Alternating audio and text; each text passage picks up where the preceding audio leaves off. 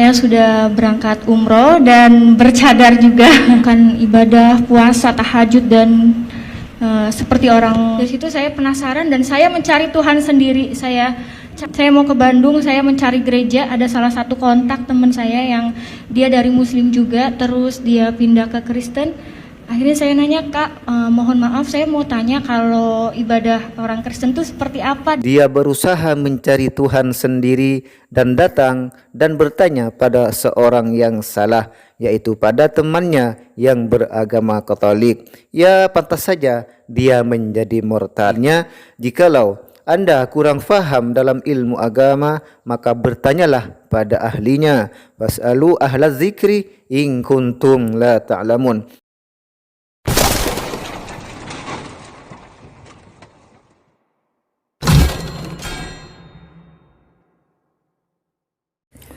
Assalamualaikum warahmatullahi wabarakatuh. Hamdan wa syukran lillah. Salatu wassalamu ala Rasulillah Muhammad ibn Abdullah wa ala alihi wa sahbihi wa mawala. La haula wa la quwata illa billah, amma ba'du. Ya, selamat berjumpa kembali saudara-saudaraku dimanapun berada bersama kami di channel Kampung Idaman, dan semoga kita selalu berada dalam lindungan Allah, amin amin ya rabbal alamin. Dan dalam kesempatan video kali ini Al-Fakir tentunya ingin mereaksi sebuah video kesaksian dari seorang murtadin yang mana dalam pengakuannya dulunya dia adalah seorang muslim yang taat beribadah, dan lebih dari itu dalam pengakuannya dia mengaku telah melaksanakan umrah. Bagaimana videonya? Mari kita simak dulu bersama-sama. Bismillahirrahmanirrahim. Nama saya Susan, saya berasal dari Indramayu tapi kebetulan besar di Bandung sudah 12 tahun. Saya berasal dari keluarga Muslim sebelumnya, tapi puji Tuhan sekarang sudah jadi anak Tuhan Yesus. Amin. Singkat cerita, sebelum saya mengenal Tuhan Yesus, saya juga sebelumnya 2019 saya sudah berangkat umroh dan bercadar juga. Kenapa saya ingin ikut Tuhan Yesus? Karena awal mulanya saya itu merasa kayak gak punya hidup damai sejahtera di agama sebelumnya. Mohon maaf karena sebelumnya saya juga taat melakukan ibadah, puasa, tahajud dan seperti orang lain lakukan di agama seberang.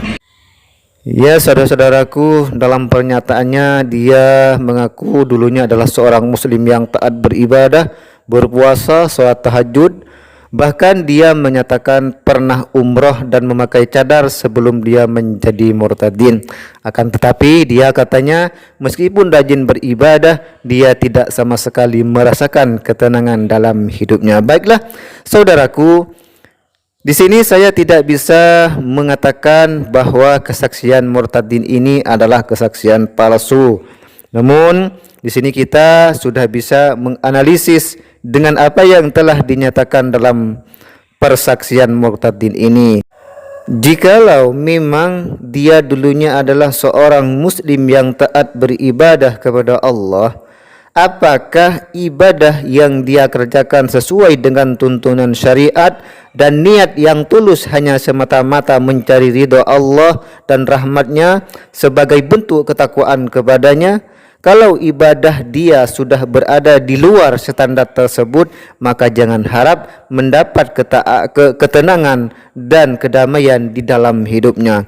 Karena saudara-saudaraku, orang yang taat beribadah kepada Allah semata-mata karena mengharap ridha dan rahmat Allah sebagai bentuk ketakwaan kepadanya, maka orang tersebut akan mendapat ketenangan, kedamaian dan dimudahkan dalam semua urusannya. Sesuai dengan firman Allah, wa may yattaqillah yaj'al lahu makhraja. Siapa yang bertakwa kepada Allah, niscaya dia akan membukakan jalan keluar baginya. Maka di sini kita bisa menyimpulkan bahwa dia dulunya bukan orang yang taat beribadah, atau memang dia adalah seorang kafir mulai sejak lahir. Wallahu a'lam. Mari kita lanjutkan dulu videonya. Bismillahirrahmanirrahim. Terus saya berdoa sama Tuhan. Waktu itu saya dikasih sakit dulu sama Tuhan, dan mungkin itu proses Tuhan untuk membentuk saya dan merasakan kasih karunia Tuhan sehingga saya diselamatkan oleh Tuhan. Saya dibentuk, saya dikasih sakit, tapi saya larinya bukan ke dokter, saya larinya malah ke dukun, ke orang pinter. Saya minta air, doa segala macem. Dan yang anehnya itu sakit saya itu nggak jelas gitu ya, kayak orang vertigo, tapi 2 bulan berturut-turut saya merasakan sakit. Pada akhirnya mungkin Tuhan kirim seseorang kepada saya, itu teman, dia orang Katolik, dan dia cerita kayak gini, coba tolong kamu doa yang kamu mengerti, doa orang Kristen. Dari situ saya ngerasa saya tidak mau agama saya disamakan dengan agama kamu.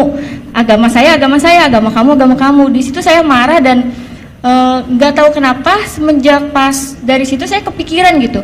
Oh iya ya, karena kan kalau doa orang agama seberang pasti pakai bahasa Arab dan saya tidak mengerti artinya gitu, cuma doa aja. Nah dari situ saya iseng buka-buka YouTube, lihat kesaksian orang-orang Kristen dan saya penasaran gitu, sehebat inikah Tuhan Yesus? Apakah ini kesaksian palsu atau apa? Saya nggak ngerti. Pada malam itu saya langsung berdoa gini, Tuhan, kalau memang Tuhan ada di dalam hidup saya ingin merasakan Tuhan itu nyata. Saya tidak mau cuma lihat kesaksian di YouTube dan saya nggak tahu itu kesaksian dusta atau benar gitu, tapi aku pengen ngerasain Tuhan itu hadir di dalam hidup saya. Kalau memang Tuhan ada di dalam hidup saya berjanji saya akan ikut Tuhan Yesus. Dari situ besok pagi saya dikasih sembuh, tapi itu saya masih tidak percaya sama Tuhan Yesus karena saya masih berpikir ini suatu kebetulan aja, bukan karena Tuhan Yesus yang menyembuhkan saya. 1 minggu, waktu itu 1 minggu saya diberi sehat dan saya ngerasa ada yang menggerakkan hati saya, kayak kamu tuh kayak ditagih janji, kamu tuh sudah disembuhkan sama saya, kamu berjanji akan ikut saya. Dari situ saya penasaran dan saya mencari Tuhan sendiri. Saya cari kontak teman saya yang kebetulan waktu itu saya tinggal di Indramayu. Dan pada saat itu saya mau ke Bandung, saya mencari gereja, ada salah satu kontak teman saya yang dia dari Muslim juga, terus dia pindah ke Kristen. Akhirnya saya nanya, Kak, mohon maaf saya mau tanya kalau ibadah orang Kristen itu seperti apa dan di mana gerejanya? Kalau memang dulunya dia adalah seorang Muslim, maka disinilah letak kesalahan yang paling fatal. Ketika dia diambang kebimbangan, dia berusaha mencari Tuhan sendiri dan datang dan bertanya pada seorang yang salah, yaitu pada temannya yang beragama Katolik. Ya, pantas saja dia menjadi murtad. Maka dalam hal ini saudara-saudaraku, video ini mari kita ambil hikmahnya. Artinya, jikalau Anda kurang faham dalam ilmu agama, maka bertanyalah pada ahlinya. Was'alu ahlaz zikri in kuntum la ta'lamun. Maka bertanyalah kalian pada orang yang berilmu jika kamu tidak mengetahuinya.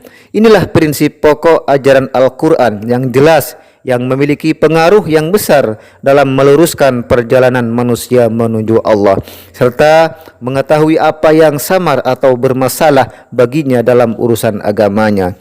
Maka jelas kalau kita buta dalam masalah agama, jangan sekali-kali mencari kebenaran sendiri atau datang dan bertanya pada orang yang salah, karena yang demikian justru akan menjerumuskan Anda ke jurang kesesatan. Mungkin sampai di sini dulu video kita kali ini, semoga bermanfaat. Sampai jumpa di video berikutnya. Wassalamualaikum warahmatullahi wabarakatuh.